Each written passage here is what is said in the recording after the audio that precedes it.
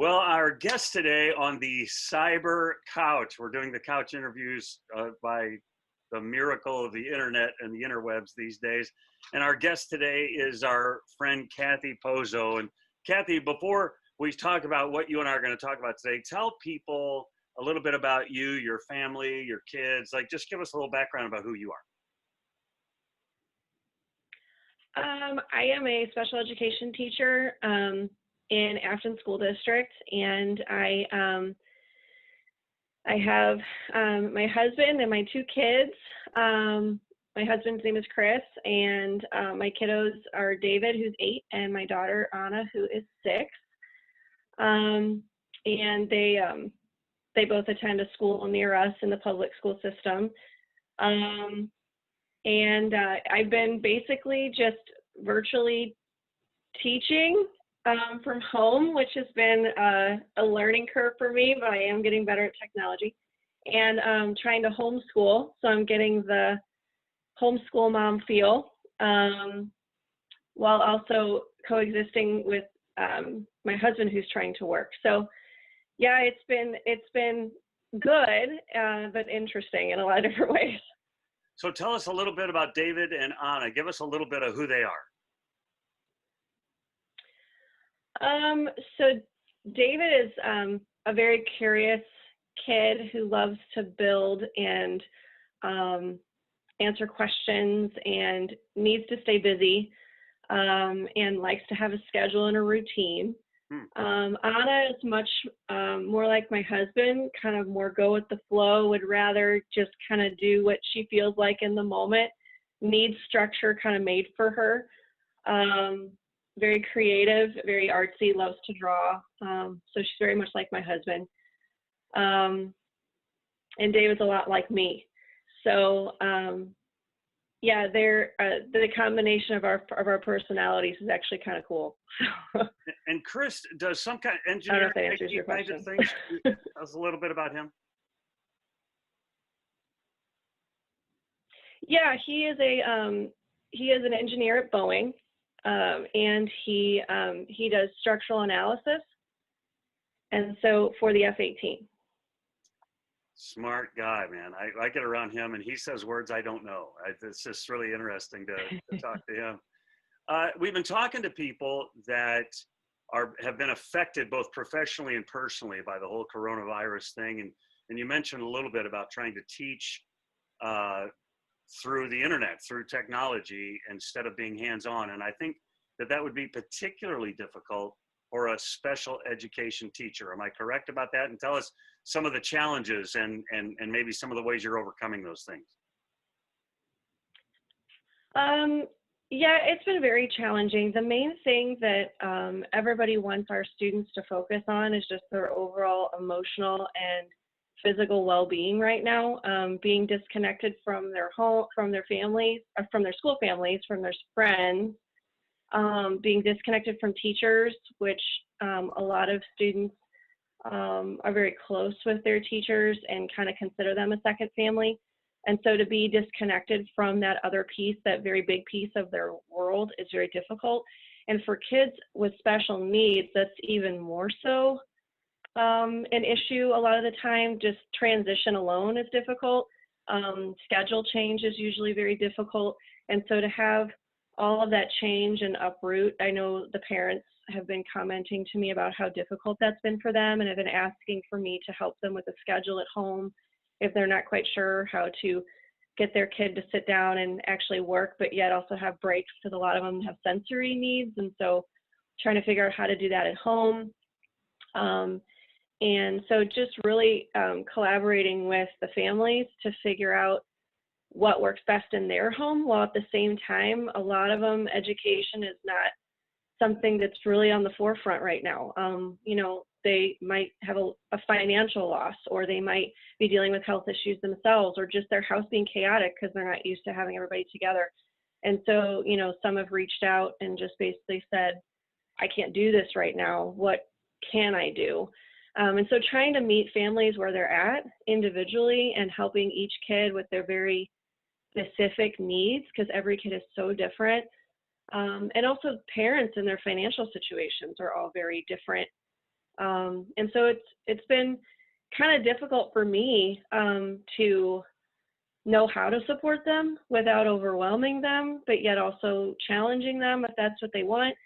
And then we also have the general education districts having expectations of us of what we need to be focusing on. And then we also have special school district having expectations of what it should look like for them so that we can abide by the laws and the kids' IEPs, and so prove that we're servicing them in the midst of a time where families, that just may not be their thing right now. So it's been a very difficult balance, and I can't say it hasn't been stressful. But, you know, we're all doing what we can. I know every teacher's in the same boat, and we all just care about kids and also want to take care of our own family. So finding that balance has been interesting. So I would think, you know, it sounds like you got like 3 or 4 different bosses, right? I mean, you've got all these different, not conflicting, but semi-conflicting goals and challenges. My daughter-in-law is an in-school counselor. And so she's been meeting with all of her kids that are having some unique emotional needs via this platform or a platform like this, and logging in those hours and trying to have structure and all that. And yeah, kids with struggles, structure is a real big deal, and structure's just gone out the window, hasn't it? Yeah, and you know, districts are only really requiring, and they really can't require much more than just a couple hours of instruction a day is the average. And you know, then parents are struggling because they have to work from home, and there's all this other time that the kids need to have filled with something. And some like that, like them having to be able to do their own thing, and some don't. They want more activities, more things for them to do. So the spectrum of need is just very big right now. And we're just trying to, I think districts are just working really hard, and I think doing a really good job of just trying to balance and give parents what they need, and at the same time expectations being what we can considering the circumstances. And I know the counselors at our school are doing the same, and it's a challenge to meet with those families and or even get a hold of them right now, just because again, you know, they may not know how to cope. It may just be difficult right now. And then if I can spin you around in a circle and say, and now you're home also, your kids are home. And so you're on the other side of that equation, and your kids maybe are getting some help from school or maybe not, but you have to then integrate all of that. You have a lot on your shoulders these days, don't you? Yeah, I can't say it hasn't been a process to not be overwhelmed, because, you know, Chris has to be in meetings all day, and he has to do mandatory overtime. So he's kind of got to go lock himself in a room all day. And so, you know, and when he can come out of his little hole to help, he's been great. But, you know, to do, you know, breakfast, lunch, and dinner, create structure for them, making sure they're doing all that they can. I'm having a schedule. They're learning around my meetings, which can make it a little difficult for them to kind of feel like I'm not putting work over them. But at the same time, they understand I got to do what I got to do. And so, you know, the kids really have been great and very flexible. If I just give that schedule to David and tell David at the very beginning of the day, hey, this is the difference for today, he holds me to that schedule. That is, Mom, it's 10:30. You said we were going to do X instead of Y. And, you know, so he's been really great. Whereas, you know, Anna, she's just kind of like, what? Why are we doing school? Can't I go draw, or can I go do something else? So just trying to keep her focused while trying to do what I got to do, and then keeping David happy with his schedule. So yeah, it's quite a balance. But we found ways to work it out. We originally were all on one floor. And Chris and I realized very quickly about day 3 that it was not going to work that way. And so he had to kind of create a special office upstairs for himself during this time, and where he could shut the door and have his meetings. Whereas I stayed on the main floor with the kids. If they had questions while I was working, I could do that. get them food when they need it or whatever. But the nice thing is their teachers have been very flexible as well. And I kind of know what they're going through, and kind of been stealing some cool ideas from them as far as how they've been instructing my kids. So looking at the bright sides, I'm just glad we get to be home together, honestly. Our lives before all of this were just so busy that just getting to have Chris home all the time where I could access him is just great. And, he can see the kids as often as he can and wants to, which is awesome. Before, he would have to, the long commute alone took him away from us 2 hours a day. And so just being able to have him that close, and then the kids, getting to just be home and not running everywhere. We're actually having more family time now than we used to. So we kind of leave our evenings and the school weeks as a time to just spend time together. We started playing Settlers of Catan and Cities and Nights and stuff with the kids, and they love it. And so we have this like game that's just continual for like days, because we only have like maybe an hour a night. And yeah, it's just been great, taking drives and spinning Pokestops and doing what we can to keep the kids busy and be together. Yeah, so I mean, we always look at the bright sides. There's difficulties, but it's also good too. Donna and I found that we like hanging out with each other every night. Like, my life is radically different too. Instead of being off at this meeting and meeting with these people and counseling here and there, I'm at home, And so right. Stephen and Becky and Donna and I play cards about every night, and so, yeah, we're all adjusting, and it's quite interesting. Within the context of this time, I don't want to keep you forever. So the pressure of school, you're homeschooling, everybody's there, and you're seeing the bright side. How do you then also maybe carve out time to maybe just spend good quality time with the Lord, or you and the family? You talk about how you and the family maybe integrate, your faith into this time as well. Yeah, that's something that I really wanted to take advantage of during this time, because of our busyness, I found it before a struggle to find time with the kids, with the Bible time. Like, we would do a little bit at night, but sometimes they'd be so exhausted that they couldn't, like, they could read a story, but then like discussion after that would be like very limited, or they'd be falling asleep as I'm talking.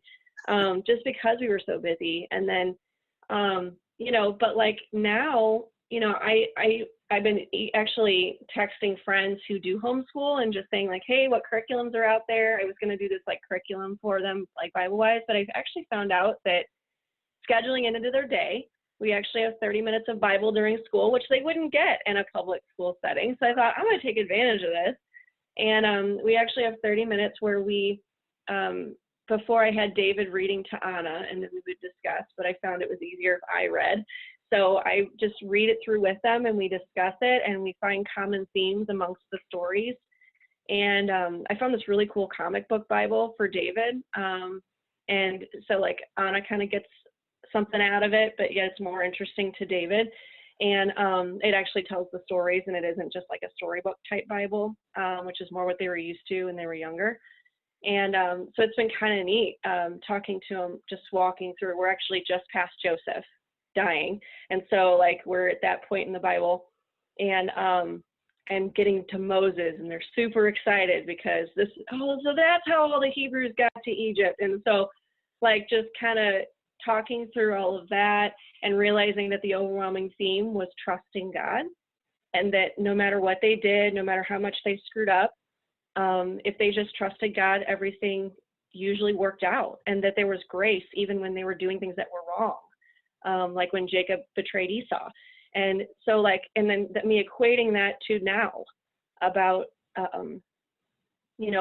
yeah, things are rough right now. You can't see your friends. I know you're sad. I know you're getting annoyed with each other, but can we just trust God through this? Does that show us that we can get through this? And then we would pray and ask God, like, about those things that they're afraid of. And, like, well, does God say it's okay to go to the grocery store? Are we going to be okay if we go to the grocery store? And so, like, I make them listen for God's voice.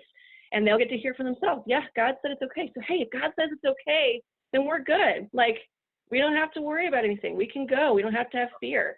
And so that's one thing that, I didn't want them to have during this time was fear. And so it's kind of neat how our Bible time has been focusing and even like directing toward just trusting God. And it's really valuable time I get to spend with them. And so, so that's kind of how I've been doing it with the kids. And Chris and I, just doing our regular Bible time whenever we can. So like I do mine in the morning. I've actually been reading through that Satisfy My Soul worship devotional that came down from Cathey. And like, it's actually been really cool and actually meeting me right where I am every day. And I know Chris, he likes to work late hours. He's a night guy. And so, he has his time, in his own timing and his own ways. And then we talk about, what we think God is doing through this time and, what may be the purpose of the virus. So we have these prophetic moments where we just kind of talk through things. So it's like when we are together, we kind of work through it and piece it together. And dinner conversations are a big piece of that too. So long-winded answer. You're going to have a lot of editing, Harry. Not at all. Yeah, because see, we're all going through the same things, right? And so one of the reasons I wanted to continue to do these couch things and invite people in is there are going to be moms out there that something sparked in what you just said about, oh, I could use a curriculum or I could do this, or there's that resource out there and this is how I'm doing it. And so we learn from each other, right? Iron sharpens iron. And so we had the nurses on and talked about the stress that they're going through. We had a police officer on and talked about that. Had Donna Lorton on talking about how she's making masks for people. And in a couple of days, we're going to have somebody that runs a funeral home and the stress that they're under. And so, but all these different angles are going to help us each cope with the way we have to cope with it. And so I think this is all helpful for all of us to do that. I appreciate your taking some time on a Saturday like this to hang out with me on the internet here, and we'll get this out to the people. But if there's one thing you said, man, we have these prophetic moments. What's God up to? Give us one nugget of like, man, maybe God's up to this. Got a thought?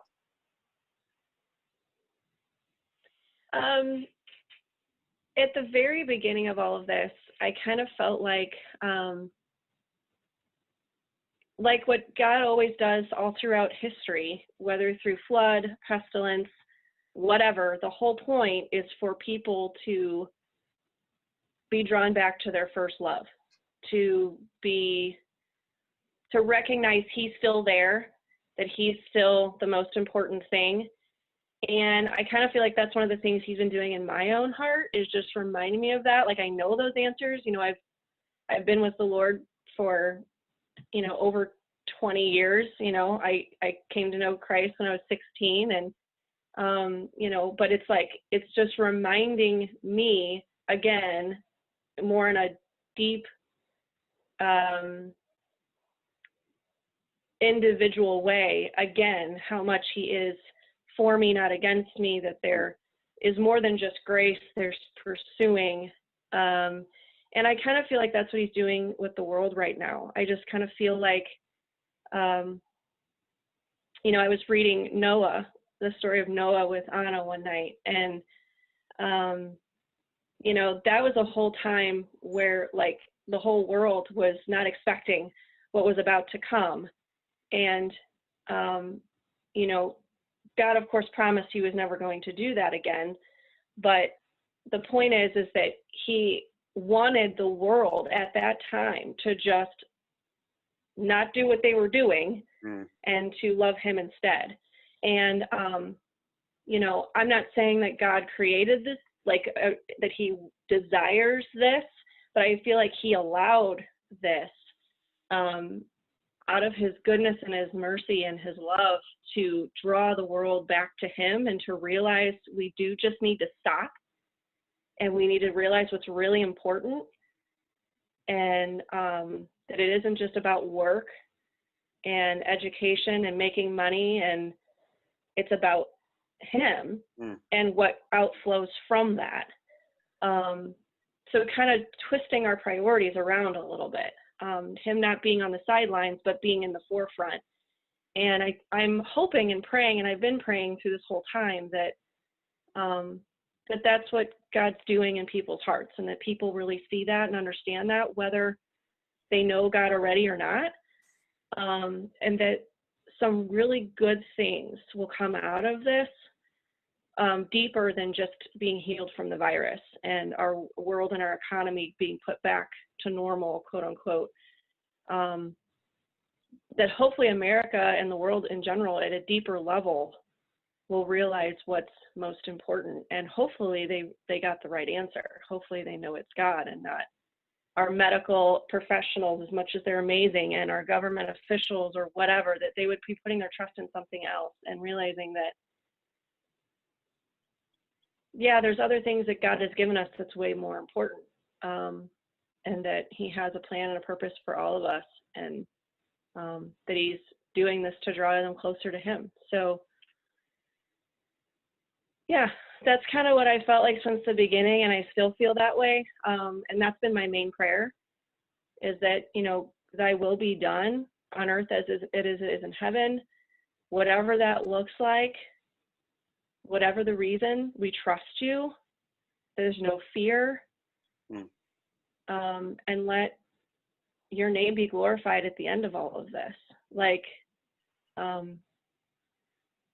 Yeah, and of course I pray for people to be well, and I pray for all that, but that's my main cry, because I know everything else will fall into place if that takes place. Absolutely.